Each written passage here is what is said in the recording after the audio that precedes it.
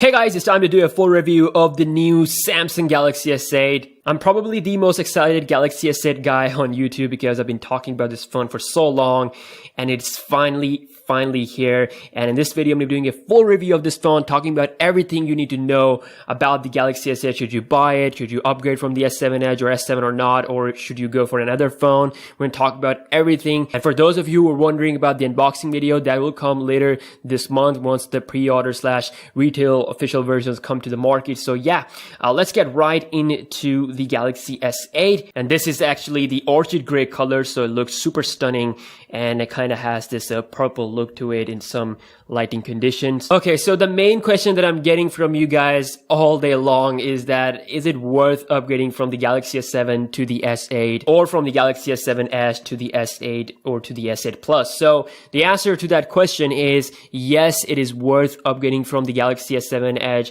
the S7 family, or if you have any other Galaxy S6 or S5 model, it is absolutely worth upgrading to the S8 because this is an end of an era. You can see there is no home button. This is a completely different game now. All the future flagships, the Galaxy Note 8, the Galaxy S9 won't be having the home button. So Apple is also getting rid of the home button. This is now getting all, so this really is an end of an era. These were the phones. This was a phone. This also was a phone. And this is the phone. Freaking Undertaker retired. I mean, it really is an end of an era, a beginning of a new chapter. So yeah, my answer to your question, is it worth upgrading? Yes, it is worth upgrading from the S7 or S7 Edge to the S8 to the S8 Plus. But there is a but. If you don't want to upgrade, if you want to stay on your Galaxy S7 Edge because it's still a great phone and it's still pretty fast, although I'll be doing a speed test with the Galaxy S8 in the upcoming video, so please subscribe for that. So it is still pretty fast, it's still pretty futuristic, and it has the same camera as the Galaxy S8. So if you want to still use your Galaxy S7 Edge, you can do it. I respect that decision, and then you can later upgrade to something like Galaxy Note 8. So yeah, with that question being answered, let's get right into the full review. So starting off with the build quality of this phone, so it is looking very similar to the last year's Galaxy S7 Edge. Of course, from the back, it does have this new edition of the fingerprint scanner, which is basically an immediate risky decision from Samsung because we heard that it will have the fingerprint scanner in the front of the display at the start, but they couldn't do it in time. So now it is on the back, and it is a bit of a weird position, to be honest, because when I'm holding the phone with my right hand, I can easily, unlock my phone like this, but when I'm using it with my left hand, most of the time my finger is on here, and then I just move my finger like this, and most of the time I have my finger sliding through the camera as well, which makes it a bit more fingerprinty. So that can actually affect your pictures if you're capturing photos from the main sensor. So yeah, that's what something I've noticed, a bit of a flaw with the Galaxy S8 design. And again, this is something that I will get used to after using it for some time. And in comparison to a 5.5-inch iPhone 7 Plus, you can see it looks and it feels a lot smaller. Like, it really is a really handy phone. And like I said, that the Galaxy S8 would be a perfect choice for most of people because it is having a big display while being incredibly handy. So if you take a look at the bottom of the phone, we got the USB Type-C 3.5mm headphone jack and the speaker. On the top of the phone, we get this tray along with the microphone hold. So this tray is of course for the SIM card and micro SD card. On the right side of the phone, we have the power button, just the power button, and on the left we get the new Bixby button along with the volume rocker. And again, on the back we got the fingerprint sensor, the camera, and the heart rate sensor. Compared to the last year, the heart rate sensor feels like it is underneath the glass. I mean, I can definitely feel the sensor here, but it's like it is under the glass, like you can't feel it with your finger. So that is a good thing because now you can only feel the camera and the fingerprint sensor when you're going to move your hand around it. So yeah, that's a bit of a change that I've noticed around this part. And of course, we do have that Samsung logo on the back, a bit of a numbering thing here at the bottom with some Galaxy models. So now let's take a look at the display, and holy moly, this is amazing. This phone is coming with a 5.8-inch Quad HD display, and by default it has a resolution of 2220 by 1080p. So you can increase the resolution to 1440p in the setting if you want to, but I'm using it on default because I want more battery life. So yeah, it is looking pretty sharp, and as you can see, we do have the new navigation bar buttons, so the back key, the home key, and the multitasking key, and you can actually change the colors of these keys in the settings. You can change the position. A lot of tweaks are there with these nav bar keys. My god, this display looks amazing, and the best part of this display, of course, is playing games on it, watching YouTube videos. The experience is amazing. When you're watching YouTube videos, it actually allows you to have that full screen experience, and that's really going to change the way you use your phone, the way you enjoy the content on your phone. And I mean, to be able to praise this display, you really have to see this phone in person. I mean, it looks absolutely insane. Of course, we do have the curve now, and it's a bit different from the curve of the Galaxy S7 Edge. You're not going to be able to, you know, have that random touches compared to the older models. So it's much more, you know, responsive to the actual touch from the front, not from the sides. So display wise, it is absolutely on point and my favorite on the market right now. Under the hood, we get Exynos 8895 plus 4 gigs of RAM or Snapdragon 835 plus 4 gigs of RAM. It is a absolute beastly combination. You're going to have a really, really good, fast experience with this phone. It's not going to lag or anything like that. Of course, I'll be doing my speed tests and my gaming comparisons in the future videos, so please stay tuned for that. But yeah, in general, you're not going to be facing any lag. It also does a very decent job in benchmarks, quite high actually compared to the Android department, and the highest when it comes to the Antutu benchmark, even higher than the iPhone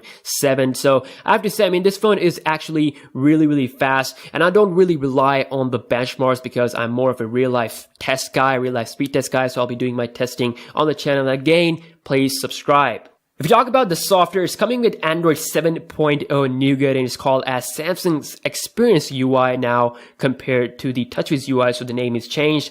And I've done a lot of reviews of this UI on the older models, and it's very similar to that, but there are a lot of new changes specifically for the Galaxy S8. First of all, there is a big change to the always on mode. Now you can basically double tap the time, and that will allow you to take a look at your music, so you can, you know, change the music or play and pause right from here. And of course, you get your normal information. Once you get a notification from, let's say, Instagram or any other application, it's going to appear here, and then you're going to double tap it and interact with it. And then of course, we have this new home button, and as I told you in my leaks videos, that Samsung Galaxy S8 will have some kind of 3D touch, and it does have this 3D touch or force touch ability, you can say. So you can place your finger on this home button, the always on home button. You can press it with a bit pressure like this, and it's going to take you straight to your home screen, unless you have a pattern or a, you know, or something like a facial thing on. So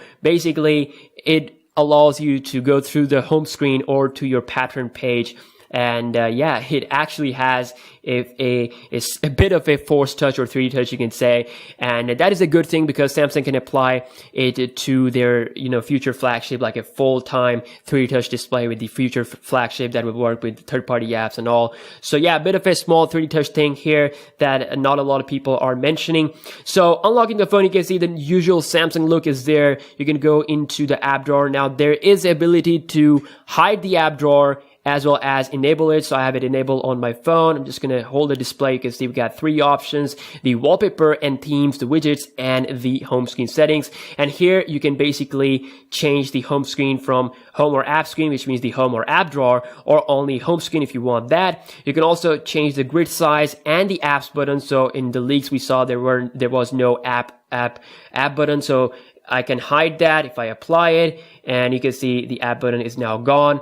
We also get this swipe gesture like the Google Pixel. So, and of course you do get your split screen multitasking by holding down an application, swiping up, and then of course it allows you to launch more apps. Let's say if I launch the gallery, and you can see that it is launched up pretty fine. This actually is one of my favorite features from the Android Nougat, and this was something available to Samsung phones for a lot of time. It's not actually something new for Samsung users. So going into the quick setting area or quick toggles area, you can see that we do have very similar look as the older phones. There is a thing called as Edge Lightning here that basically, you know, shows you the notification. The edge kind of lights up. We also have the blue light filter, which is like a night mode.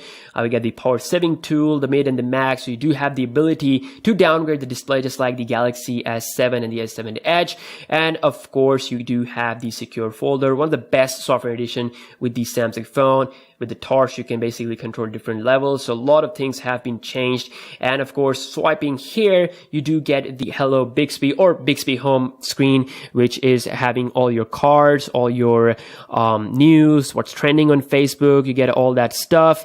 And of course, you can turn on location to allow Bixby to do more stuff and provide you more information. And you can go into main settings of the Bixby, and basically if you want to disable it, you can disable that. And these are the current application that it supports, the Bixby cards, and it is getting support for the third-party applications, and it will support a lot more application in the future. So yeah, the Bixby is there. And apart from Bixby, you also get a secondary AI assistant, which is going to be pretty common on all the Android phones, which is of course the Google Assistant. So that is there, and you can basically ask things like, what's the weather, or what is the name of the president, things like that. So that works absolutely fine. Taking a look at the main settings, you can see that we have a very similar look here, not much change. So I will be doing a separate video talking about the tips and tricks and hidden features. But right now, just to give you guys a quick look here, so we do have a device maintenance tab, one-stop shop for your phone to manage its data, clear up useless files. We also have an advanced feature tab, which is the place where you see all your special features like smart stay, one-handed mode, finger sensor gestures. We got a quick launch camera, which is of course now can be done by double pressing the home button, the power button, so the home button is actually gone. So that is there. And of course we get options like multi-window, palm swipe to capture the screenshot, lots of things. And of course my favorite video enhancer, which basically takes the full potential of this beautiful Quad HD display when you are using the media and you're watching YouTube videos, things like that. So overall, the Galaxy S8's UI is actually my favorite. Even before the S8, the S7's UI was my favorite. I like what Samsung is doing with their UI, providing us things like, the theme engine and all that stuff, and a bit more like the stock Android. So, we get the touch of all the stuff. The Galaxy S8 is a pretty security packed phone. So we have the fingerprint scanner and the facial recognition scanner and the iris scanner. So basically you can set them all up at the same time and, make your phone ultra secure. So if I go into lock-screen security, you can see we have the screen, face recognition, fingerprint scanner, and the iris scanner. So fingerprint scanner actually works pretty fast. Let me just quickly show you guys the speed here, so you can see. And same thing with the facial recognition sensor. It is absolutely fast, like Samsung says. And I've actually tried to bypass it by using a method, by capturing that photo on a different phone, and it didn't work. And I've seen a video where it did work, but with my Galaxy S8, it didn't work. So for me, it's actually pretty secure. And then, of course, we have the iris scanner, which we have seen on the Note 7. And I don't really have to use the iris scanner because the facial recognition is really fast. Taking a look at the camera on the Galaxy S8, it is the same as the last year. So a bit of a processing thing have been improved, like it has a better image processing. So the features in the camera UI is also very similar, apart from the new Bixby integration. We do have the new Bixby Vision button here with the camera UI, which allows us to scan some objects in our view by pointing the camera at these objects. So if I quickly scan this little iPhone, the iPhone 7, you can see it is giving me these two options for the image and shopping. So pressing on the image is going to show me some stuff related to that, and same thing you can do with the shopping thing. So yeah, this is something that will be perfected in the future with some updates. Doesn't work that much well at the moment because Bixby is just, in its infant stages, I guess. And swiping to the left will give you all your effects. And swiping to the right will give you all your modes. So you have the Pro mode, panorama, lots of great things going on here. So we also have an improvement on the front camera. It is now 8 megapixel with autofocus. So overall picture quality, like I said, is same as the Galaxy S7. I'm actually pretty impressed by the S7's camera. I honestly wanted a dual camera sensor, at least on the Galaxy S8 Plus model, but that didn't happen. And that will happen with the Note 8. But currently, this is the camera we have. But with that being said, this camera is still really great. You get great quality pictures outdoor. The colors are absolutely amazing. You get great pictures indoors as well. We have f1.7 aperture for that, and same thing with the amazing autofocus while recording the 4K videos. So let's take a look at that.